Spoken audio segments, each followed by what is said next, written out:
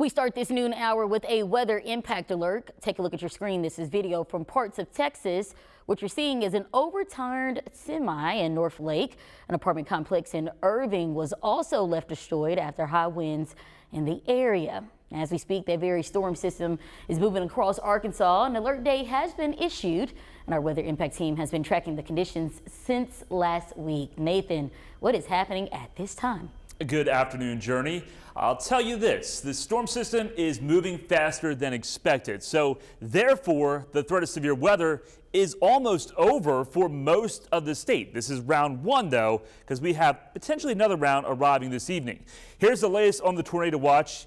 It's primarily for southeast Arkansas, and these counties will be lifted from this tornado watch probably once we get into the 1 o'clock hour, because the last of the severe weather potential is moving through Drew County, Ashley County, Deshay, and Chico counties, where we do have severe thunderstorm warnings in effect until around 1 o'clock. Here's what the radar looks like at this time, and it's that solid area of red moving through Drew County, just the east of Monticello. That's where we could see the potential of some damaging wind gusts as it rolls its way off to the east. North of southeast Arkansas, it's primarily just heavy rain, moderate rain continuing with also some thunder and lightning. Here's the latest on the lightning. It's primarily east of the metro. So the worst of the weather is shifting its way into East Arkansas. Let's take you through time here. Future radar.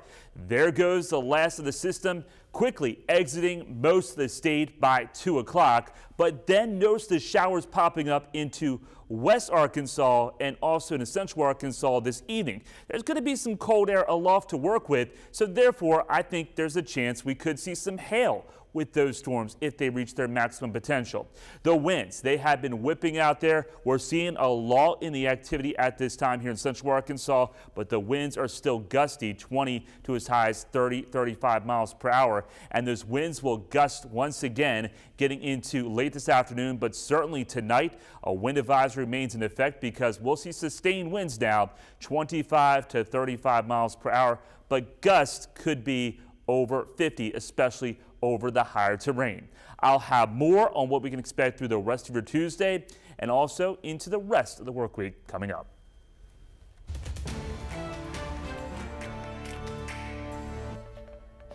We've done big things together on the world stage, as Canada and the U.S. have done together for decades, for generations. And now we should be working together to ensure even greater prosperity for North Americans in a very uncertain and challenging world. Well, those words, a direct response from Canadian Prime Minister Justin Trudeau. He retaliated immediately to U.S. tariffs that took effect overnight.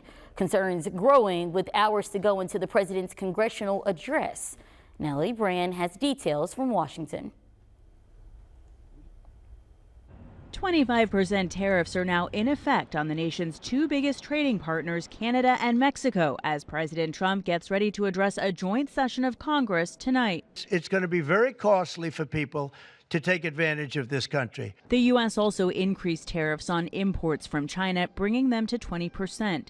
Each country has vowed to respond with tariffs of its own. But on Fox News, Treasury Secretary Scott Bessent downplayed impacts to consumers. I am highly confident that the Chinese manufacturers will eat the tariffs. Prices won't go up. With Canada and Mexico, I think we're in the middle of a transition. But even some Republicans are worried.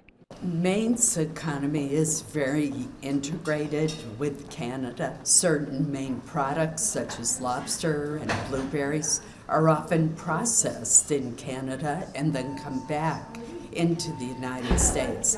The president's address here on Capitol Hill also comes as the Trump administration paused military aid to Ukraine following Friday's contentious meeting with President Zelensky. The president has been very clear he wants the Ukrainians to come to the negotiating table. I think when the Ukrainians come to the negotiating table, everything is on the table.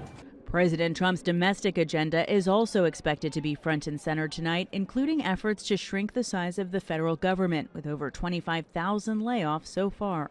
Firing federal workers who do cancer research and Alzheimer's research, that does not make us a stronger country or a stronger government.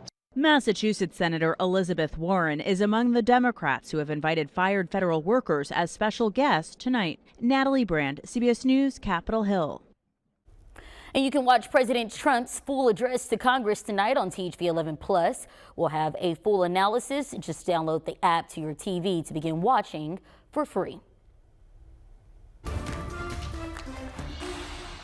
Well, just into the THV 11 newsroom, Governor Sarah Sanders has announced her commitment to repeal the state's grocery tax. The governor says removing the tax will result in easing the burden of putting food on the table for most Arkansas families, while also resulting in over $10 million returned to Arkansas yearly.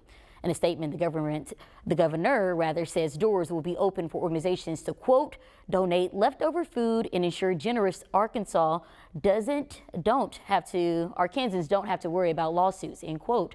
THV 11's Rebecca Brown will have a full breakdown of the governor's proposal tonight at 5.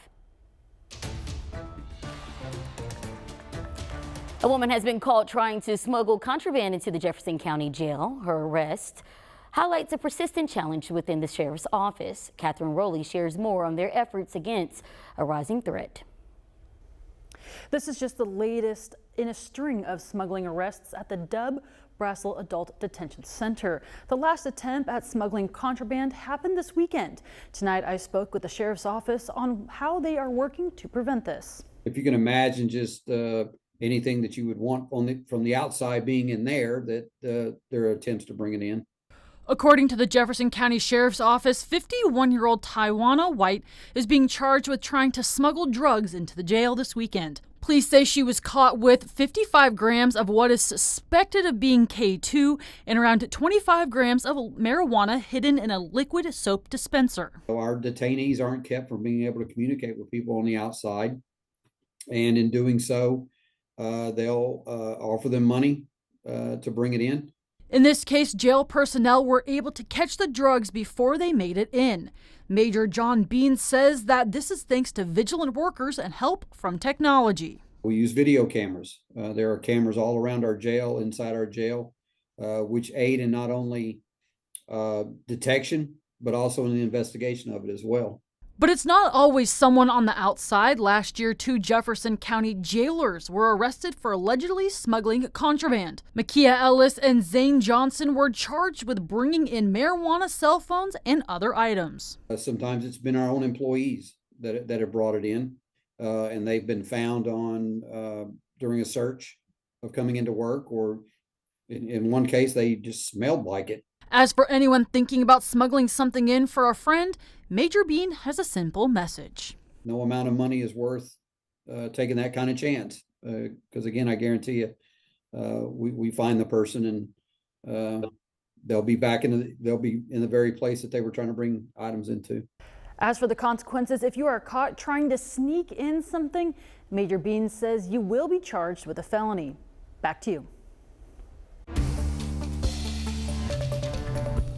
Well, just hours from now, a meeting could determine the fate of 7 employees within the North Little Rock School District. The district is currently dealing with a budget deficit of over $5 million. To fix that, the district proposed a major reorganization plan that, however, was put on pause after receiving backlash.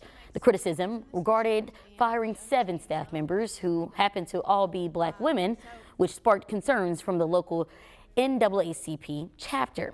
To find a resolution, a special meeting will happen tonight. The board is expected to discuss the halted reorganization plan that should start at 6:30. Our team will follow this and provide updates tonight at 10. Surfers are changing the wave. Their efforts to repaint the narrative ahead at 12:18.